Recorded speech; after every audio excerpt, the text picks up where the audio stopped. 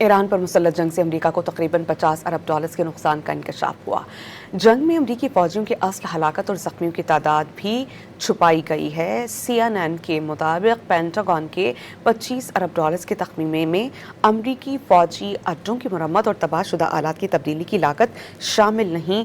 CNN اور CBS کے مطابق دی یروشلم پوسٹ، مڈل ایسٹ آئی اور دیگر معتبر ذرائع نے ان حقائق کی تصدیق کی ہے۔ ایران پر مسلح جنگ سے امریکہ کو تقریباً $50 ارب کے نقصان کا انکشاف ہوا۔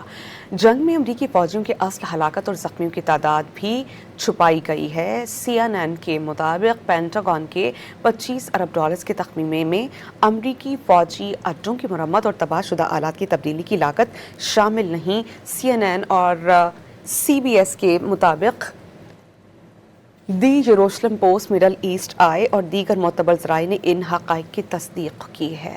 ایران پر مسلح جنگ سے امریکہ کو تقریباً $50 ارب کے نقصان کا انکشاف ہوا۔